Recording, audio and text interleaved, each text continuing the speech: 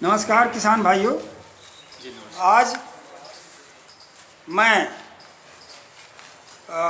भारतीय सब्जी अनुसंधान संस्थान वाराणसी के वरिष्ठ वैज्ञानिक डॉक्टर सूर्यनाथ सिंह चौरसिया जी के पास मैं आया हूं कि इस रबी सीजन में कौन कौन सी सब्जियां लगाई जाती हैं और इन सब्जियों की नर्सरी कैसे तैयार करे हमारा किसान, जिससे कि वो घाटे में न रहे। क्योंकि महंगा बीज है, जब वो डालते हैं तो कुछ तो गल जाती हैं, कुछ नष्ट हो जाती हैं, तो जो पौध तैयार होता है बहुत महंगा बन जाता है। तो ऐसी सूरत में कौन सा ऐसा रास्ता वैज्ञानिक है जिससे कि किसान वैज्ञानिक तरीके से नर्सरी सब्जियों की तैयार करें। जी मैं डॉक्टर साहब आदरणीय से मैं सवाल कर रहा हूं और कि हमारे किसान भाइयों को थोड़ा जागरूकता के लिए कुछ जानकारी दें। जी, अच्छी बात। आपने बहुत बढ़िया प्रश्न किया। जैसा कि हम देखते हैं कि हमारे भारतवर्ष में मौसम के अनुसार सब्जियों की खेती की जाती है। ये रबी का मौसम है और इस समय ख़ास तौर से जो रोपण वाली सब्जियां हैं, जैसे टमाटर है, मिर्च है, बैगन है, ये सब का खेती होता है। गोभी है, पत्ता गोभी है, फूल गोभी है, लाल पत्ता गोभी है, ब्रोकली है, ब्रुसेल्स स्प्राउट्स है, प्याज है, ये सब की पौध तैयार की जाती है। और पौध तैयार करने में किसान भाई थोड़ा चूक करते हैं, जिससे कुछ तो उनका जो है पौधा ज़मीन से गल के नष्ट हो जाता है, कुछ रख रखाव में नष्ट हो जाता है। तो वैज्ञानिक पहलू से अगर हम नर्सरी डालें, क्योंकि आजकल जो टमाटर के बीज, शिमला मिर्च के बीज, ये सब बीज हैं, ये लाखों रुपया किलो हैं। शिमला मिर्च का बीज तो 2 से 3 लाख रुपया किलो तक का मिलता है। तो आप अगर थोड़ी सा सूझबूझ से और वैज्ञानिक पहलू अपनावें तो आपको शायद पूरे बीज का पौधा बढ़िया से मिले। तो इसके लिए आपको कुछ चीज़ों को ध्यान देना होगा। सबसे पहले तो आपको ध्यान देना होगा कि आप किस स्थान पर पौधे उगा रहे हैं।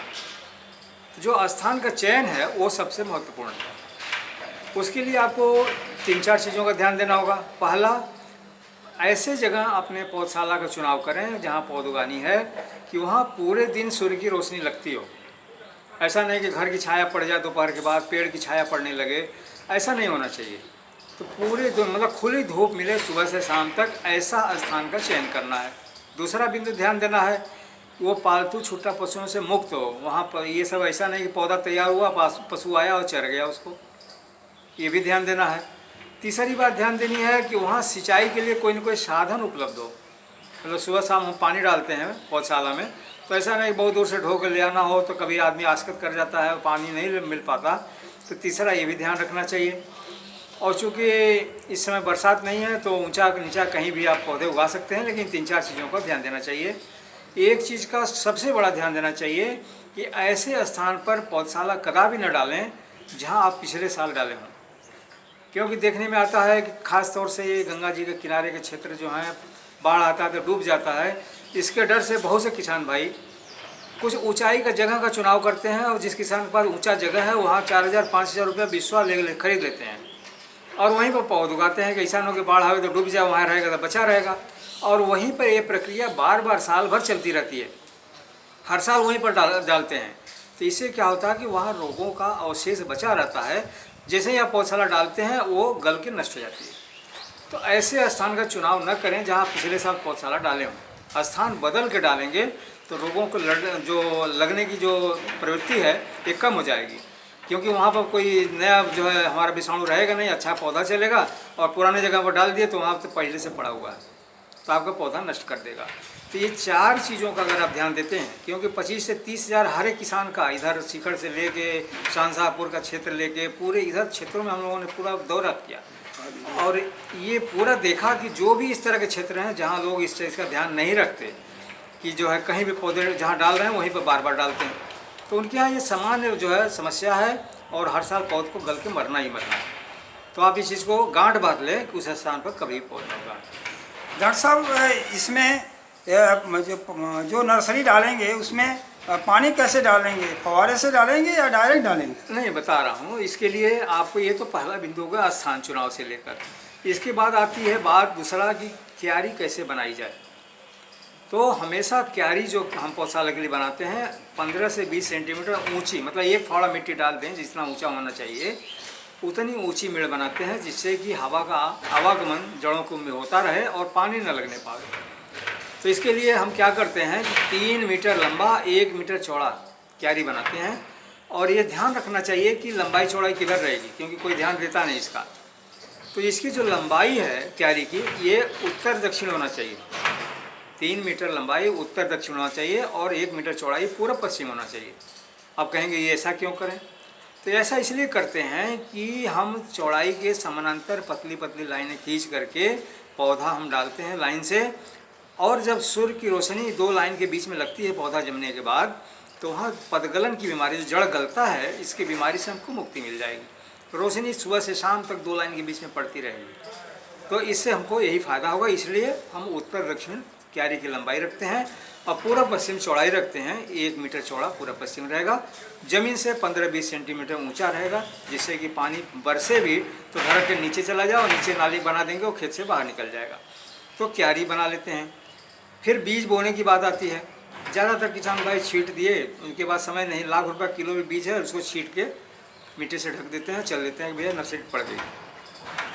आप देखे होंगे कि जब छिटकवा विधि से आप बीज डालते हैं तो कहीं ज़्यादा बीज गिरता है और कहीं एक एक बीज गिरता है। जहाँ एक बीज रहता है वो बहुत मोटा बड़ा सुडौल तैयार होता है, उसमें जड़ें ज़्यादा होती हैं, और जहाँ ज़्यादा गिरा रहता है एकदम पतला महीन लंबा सा पौधा हो जाता है और लगाने पर भी कभी उसमें दम नहीं पकड़ता।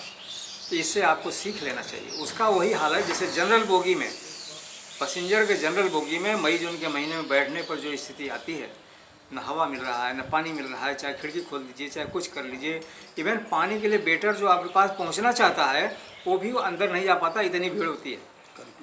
तो इसी ही तरह से हमको देखना है कि ये जो है उसमें पौधे ज़्यादा जम जाते हैं, महीन हो जाते हैं। तो पौधे बढ़िया बनाने के लिए हमको 5-5 सेंटीमीटर की दूरी पर लाइन खींचना होगा पूर्व पश्चिम, उन्हीं लाइनों पर बीज डालना होगा। और बीज को जो डाल दिए, इसको ढकने की बात आती है। तो हम ढकते हैं, कोई मिट्टी से ढकता है, कोई राख से ढकता है, तो जमाव नहीं होता, तो शिकायत आती है। तो आपको ढकना है उर्वरक मिश्रण से, गोबर की खाद 2 भाग, मिट्टी 1 भाग, बालू 1 भाग, इन तीनों को मिला लीजिए और इसका भी शोधन कर लीजिए और आधी सेंटीमीटर मोटी तह लाइन का लाइन ढक दीजिए। इसके बाद क्यारी की पलवार करते हैं। पलवार करने के लिए सूखी घास, पुआल, गन्ने की सूखी पत्तियाँ, आजकल बोरे का पतला वाला चट भी प्रयोग करते हैं, इनसे किसी से भी पलवार कर सकते हैं। लेकिन आपको ये ध्यान देना होगा, पलवार हटाना बहुत इम्पॉर्टेंट है। इसको जो है जैसे ही जमाव अफवाह निकले उसी समय हम इसको हटा देते हैं। और जमाव के बाद जैसे जम जाता है, अगर हमारा टमाटर, मिर्च, शिमला मिर्च का पौधा है तो उसको जाली से सुरंगनुमा आकार बनाते हुए 1.5 फीट की ऊंचाई से जाली से हम ढकते हैं, जिससे कि कोई सफ़ेद मक्खी इसके अंदर चली जाए तो हमारा पौधा जो है निरोगी रहेगा और उससे जो है बचाव हो जाएगी। तो जाली से ढक दीजिए और ऊपर से ही सिंचाई करते रहिए। अगर एग्रोनेट ना मिले, एग्रोनेट का मतलब जाली का मतलब है कि 1 इंच में 40 धागे वाली जाली चाहिए। अगर वो ना मिले तो मलमल का कपड़ा 10-15 रुपया मीटर वाला लेके उससे भी ढका जा सकता है। या मर्दानी धोती जो होती है, जेंट्स जो धोती पहनते हैं, ये फटा नहीं होना चाहिए। इससे भी आर्च के नुमा आकार बना के, धनसाकार आकार बना के ज़मीन पर 3-4 बांस की कहीं गाड़ दीजिए, उसी को ऊपर से डाल दीजिए और इसी से ढका रहेगा। पानी देते रहिए, आपका पौधा इससे बचा रहेगा और बढ़िया से तैयार होगा। तो इस तरह अगर पौध तैयार करते हैं तो 100% पौधे तैयार होते हैं और कोई पौधा नहीं रहता। एक चीज़ यहाँ बहुत ध्यान देना है और कि मिट्टी का बीज का शोधन बहुत आवश्यक है, जो कि बीज डालने से पहले जो है मिट्टी का शोधन, जो भी दवाएं हैं ट्राइकोडर्मा से हम कर सकते हैं। जैविक से जो भी विधियां हैं उन विधि से ट्राइकोडर्मा 10 से 25 ग्राम प्रति वर्ग मीटर मिट्टी में मिला करके उस पर जो है बीज जो है 10 ग्राम प्रति किलो बीज के हिसाब से आप मिलाकर फिर उसकी बुआई करिए। तो इससे जो फफूंद वाली बीमारियां हैं इनसे बचाव हो जाती है। और अच्छा तो होगा कि आप मई जून के महीने में पौध डालना है, अभी डालना है, लेकिन मई जून में ही उसके ज़मीन का सोलराइजेशन कर दीजिए, मृदा सौरीकरण, सूर्य की रोशनी से शोधन। इसके लिए आप क्यारी बना लिए जहाँ तक, वहाँ बना लेने के बाद जो है 200 गेज मोटी पॉलीथीन की चादर से आर पार दिखाई देने वाली पारदर्शी चादर से उसको जो ढक दीजिए, चारों तरफ किनारे मिट्टी से दबा दीजिए। उससे पहले उसको पानी छिड़क दीजिए ढकने से पहले, और इसी तरह 2-2.5 महीना छोड़ दीजिए। तो इससे आपका पौधा बढ़िया से तैयार होगा। किसान भाइयों, बीज शोधन के लिए आप वेस्ट डी कंपोजर जो गाजियाबाद से निकला कल्चर है, इससे करेंगे 98% आपका जर्मिनेशन आएगा।